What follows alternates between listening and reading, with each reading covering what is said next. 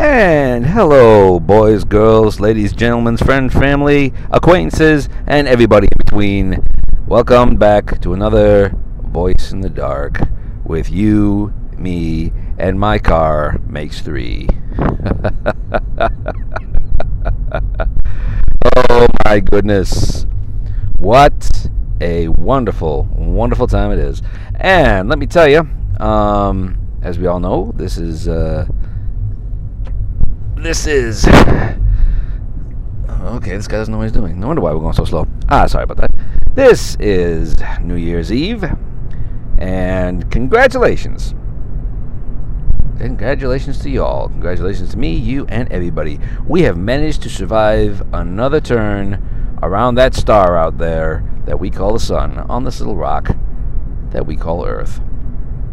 It has been a hell of a year, hasn't it? I mean, good grief, it has been a heck of a year. I don't think it's been quite as bad as 2018 was. At least, not for me, obviously. Everybody else has their own... excuse me. Everybody else has their own opinion on things, of course. But, no, if 2018 was basically getting put in the middle of a mosh pit and getting the crap kicked out of you, 2019 was more like a roller coaster, which you didn't know which way was up by the time you were done. I don't really know what to make of it. This whole year has been the first year in a good while that I freely admit that I have held down a job that was not self-employment, and I have very mixed feelings about that, to be totally honest with you. At one point, the money is good. It really is for what I do. On the other hand, being a good little worker drone for a big company that really doesn't give a shit about you has its drawbacks too, you know. But that's neither here nor there, and I'm sure people are gonna argue about that, because Lord knows every time I say something like that, it's my attitude that's wrong. But hey, I'm not here to discuss that right now. I am here to just talk for a bit on my way home after said job. So, yeah, like I said, it's been an eventful year, ladies and gentlemen. What I thought was going to be a temporary move back to Georgia ended up being a very permanent one. So I've been here with my father and my son. And that's turned out to be a very amicable and good. It's been a good thing. I'll put it like that. My father and what has transpired in our family over the past couple of years, which I think is about to come to... ahead, to be totally honest with you, is it's basically a very good thing that I've been here, and this is the entire thing that I think family should be about. You're there for each other. If it wasn't for my dad, I don't know where the hell I'd be right now, and if it wasn't for me, apparently, Lord only knows where my dad would be. I love him with all my heart. And he knows that I do my utmost to help him with anything he needs. And that, like I said, is how family should be. The fact that it isn't very often these days really troubles me, but it's neither here nor there, really. I've gotten a little closer with my son on a few things, too. That's a good thing. That's a very good thing. The whole idea of estranged families who can't stand being around each other just boggles my mind. But of course, the things that are going on with my family right now, and then the schism that has erupted between many of us in my immediate family, it boggles my mind and truly beggars belief. But yeah, hopefully that'll be coming to a close soon. Moving on. Yeah, like I said, what a roller coaster of a year, huh? Democrats still trying to undo the 2016 election. The very first impeachment of a president of the United States over what? What was it they said? Abuse of power and obstruction of a congressional investigation, I think it was, or something along those lines. But nothing specific actually said. Just these two very vague articles of impeachment that Mr. Speaker of the House has not even sent up to the Senate yet. Good one. Good one. At this point, if it is not clear, and I hate to say this, I really do, folks, because I actually hate the thought that this is happening. But if it's not clear to you that this is all partisan, freaking politics, I don't know what to tell you. But on the other hand, I don't really understand what the Democrats are trying to do. Because at this point, it's no longer popular. The popularity of impeaching President Trump, and he's your president, get over it, I don't care. The popularity of the idea of impeaching Trump and removing him from office is lower than ever, and it continues to get lower the longer this drags out. So that's not doing the Democrats any good. In fact, if anything, it's just showing how desperate they are to spend a whole crap ton of taxpayer money on something as unpopular and, quite frankly, useless as trying to impeach the president. On two articles that are so vague and broad that you could apply that to just about any president, either Republican or Democrat. That's troubling. That should be troubling to you. This whole idea, if you really think, if at this point you really think that Donald Trump is guilty of, even if he was, let's say he did, let's step back for a moment. Let's say he really did say something to the Ukrainian president along the lines of, you either look into this or I'm withholding aid, which even the Ukrainian president said did not happen. But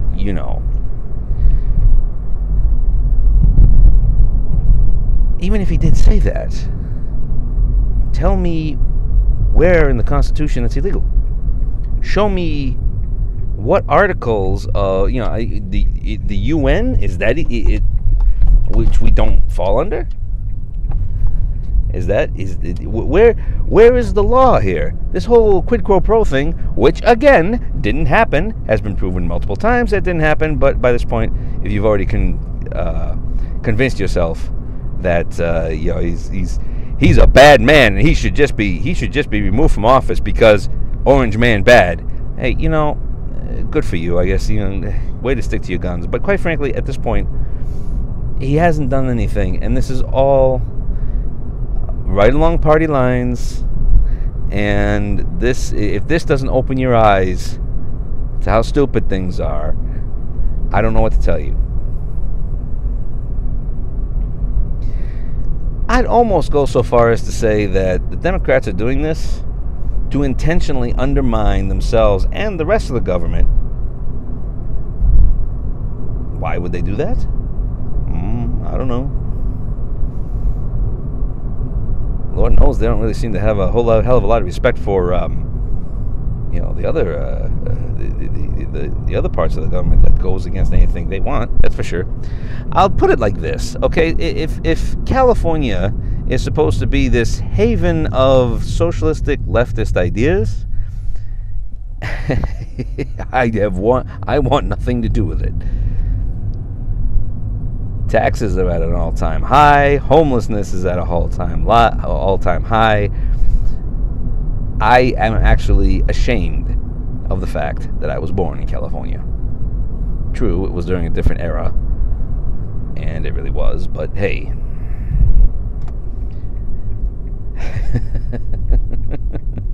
The fact And this is the part that makes me laugh. It just drives me crazy. The fact that through all this investigation that has been going on, the fact that the Democrats seem to be angrier at the fact that Trump supposedly, and again, he didn't, according to the Ukrainian president himself, supposedly tried to do some quid pro quo thing, which turned out to be not even true. They had to change the story on that. Supposedly did that. The fact that they're more angry about that than the fact that it was uncovered that Joe Biden, who else was it? Joe Biden, Nancy Pelosi, Mitt Romney, and like one other person, all had family members that they had managed through their authority and power to put on these multi-billion-dollar company over in Ukraine. If that doesn't bother you, if that fact doesn't bother you, that they're more worried about something Trump supposedly said than that,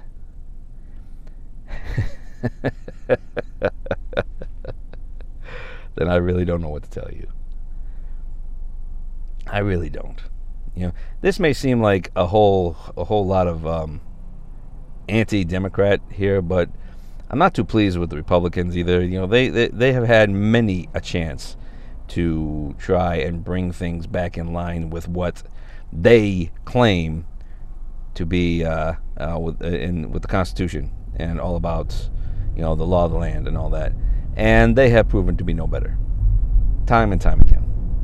So, before you all think that I'm this dyed-in-the-wool freaking conservative, realize I'm not.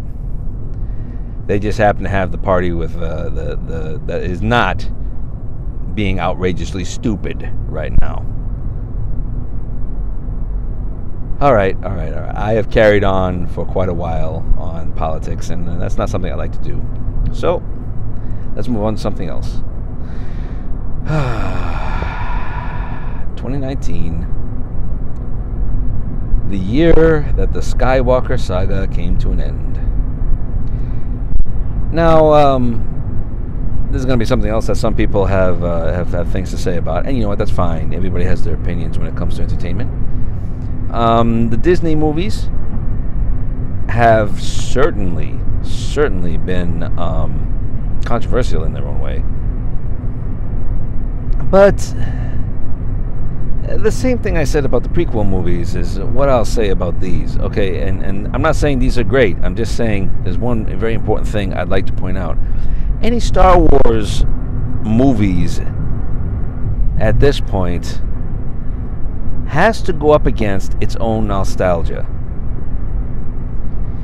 And that is an impossible thing sometimes to overcome. You have almost 45 years worth of nostalgia and fandom and memories built up for those of us who watched the original movies. Now, I was 2 years old when the first Star Wars movie came out. And it was just Star Wars. It was not A New Hope yet. It was just Star Wars. That's what we knew it as back then.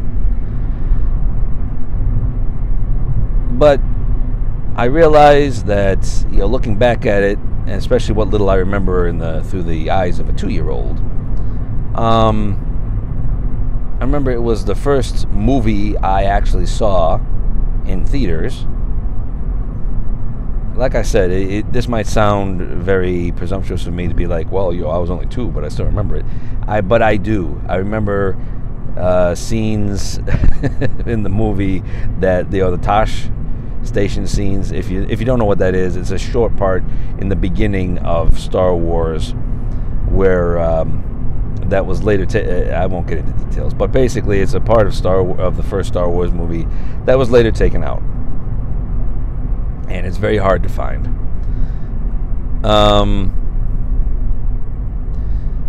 But I remember those I remember a few other little things that they later on changed. But I remember the movie back then, and I remember it being something special. I remember growing up with these movies and these characters, and I'm saying this to remind you all that no matter how good the next set of movies was ever going to become, after Star Wars: A New Hope, and then The Empire Strikes Back, and The Return of the Jedi, the nostalgia was very, very strong. There's just no way of getting around that. So when the prequels came out, it was the same thing. It was like people raged about Jar Jar Binks, and the new movie was just, oh my God, what is all this? And Anakin Skywalker is just so freaking a little too much of a cherub, and it's just, and I'm like, man, hey, I think everybody's getting a little overdone about this stuff. But that was me. I'm a bit, when it comes to things like this, I'm a bit more moderate, I suppose, when it comes to my emotions. But I still remember the movies fondly enough, and there was no need. It's entertainment. Why on earth are we raging so hard against it? And then time goes by, some other things happen, and then Disney acquires it from George Lucas for a very big sum of money. And don't you all lie about it. You would have sold the rights to that property too. For that amount of money, shoot. If you didn't, you should be put up for sainthood. But frankly, in George Lucas's own words, he just wasn't having fun with it after that second trilogy, after the prequels, because he was, in his own words, he was criticized for absolutely everything he did. And there are a lot of people that will say that, past a certain point, it was no longer George Lucas's story anymore. It was the public's. Now, this I disagree.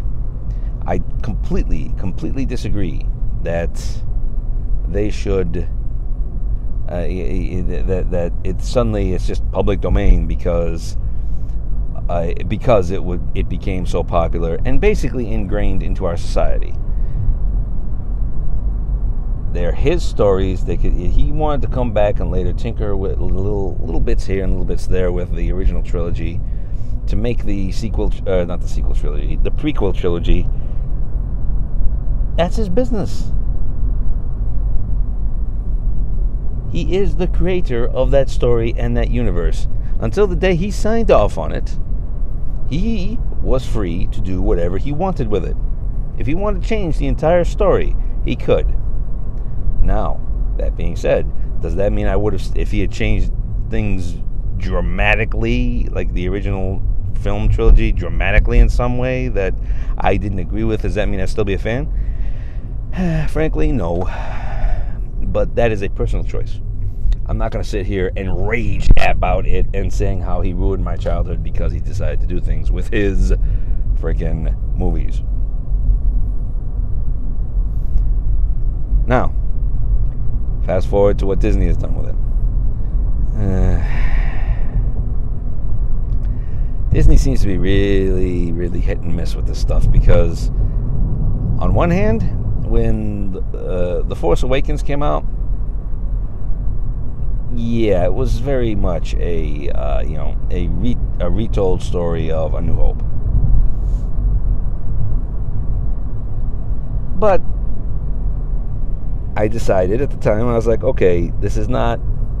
I was not exceptionally overwhelmed by it, but I was not disgusted by it. So my opinion was simply, hey, let's see where this trilogy goes. Maybe the next one will flesh things out a little bit more, and we'll just go from there. Boy, the next one, and then we had the Last Jedi.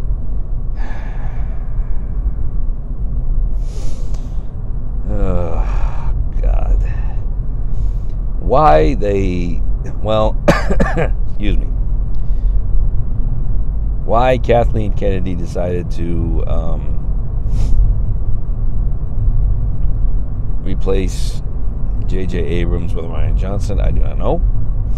I don't claim to know anything about it. I just know that the directors changed, the story changed, And as I've said before, it seems as though Rian Johnson did absolutely everything in his power to take everything that J.J. Abrams set up and basically throw it over his shoulder the same way that Luke Skywalker did with his lightsaber. Is it to say, okay, this is all garbage and I'm changing everything up because I can? Excuse me. You'll all have to forgive me. I'm getting over a cold. I'm much better, but it's still, the remnants are still clinging on. And The Last Jedi, while it had a few good set piece moments, I was I was about to be done with it. I was just like, okay, you know what? Disney, you have messed up what was basically a pretty darn good story, and excuse me again, god dang it, I apologize for that. You basically messed up a very good story, and frankly, I don't care for any of this anymore.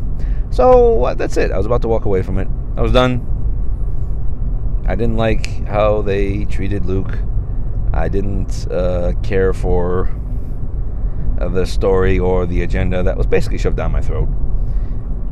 The Last Jedi was basically, and I'll just come out and say this again. Everything I say here is my opinion, and you could take it for what it's worth. But The Last Jedi was basically a social justice warrior extravaganza wrapped in a very thinly see-through piece of paper that somebody wrote Star Wars on. That's the best way I could describe it. So, that was it. I was done. I was not planning on seeing The Rise of Skywalker because, quite frankly, I had very, very little. I was not hopeful for it. They brought J.J. Abrams back, so who knows? I was like, maybe, whatever. I'll wait for it to come out in video. But the efforts of my girlfriend, my dear Emily, that I ended up going to see the movie, and it wasn't bad. The Rise of Skywalker was not bad. It was not, oh my God, great. But again, I say this with full knowledge that, once again, these movies are working against nostalgia. It doesn't matter how good this movie could have been the best thing since sliced bread. It would never compare to the original Star Wars. It just wouldn't. Now, I'm not going to get into spoilerific things here because, if you want to go see the movie, go see the movie. I think it's worth it. But one sad thing that it really makes me think about is a missed opportunity. The Force Awakens looked like it was just trying to set up for a lot of things. And unfortunately, because of company politics and agendas and all that bullshit, we never got to see that with the second movie, and J.J. Abrams tried to make that up with the third one. That's my opinion. I'm sticking to it. Like I said, the sad thing is, I wonder what could have been if Abrams had just been allowed to do all three movies. Would it have been great? I don't know.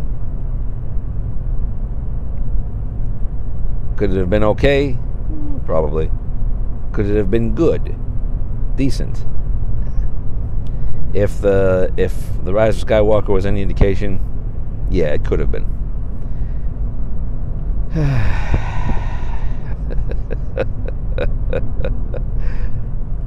I sit here and I chuckle just randomly because I can. Well,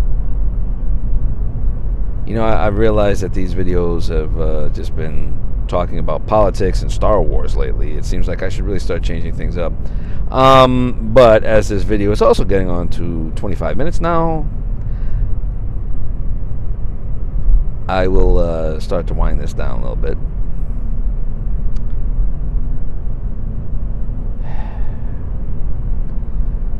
A lot of people are saying that after what happened with 2018 and 2019, they just kind of raged into it and angry and shit. So they basically, a lot of people on Facebook at least, are saying things like, okay, I'm asking a little more nicely, 2019. Let's just, relax a little bit and let's just go into this. No, I'm not going to do that. I'm going to look at 2020. I'm going to look this damn year dead in the fucking eyes. And I said, listen here, you little shit.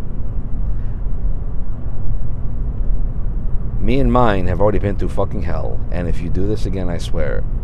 Oh, I swear.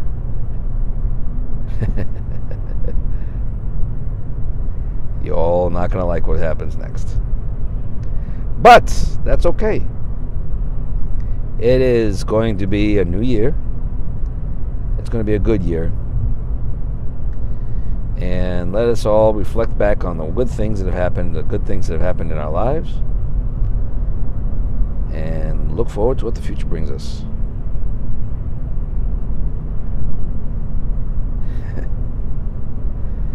On that note, my friends, I'll close this video out for you and me, because at this point you're probably all tired of hearing my voice.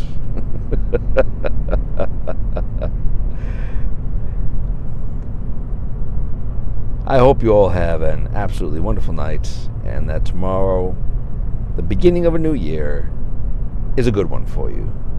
Better than before. Keep striving and reaching for the stars, folks. Remember, I love you. God loves you even more. So until next time, remember, this is the voice in the dark.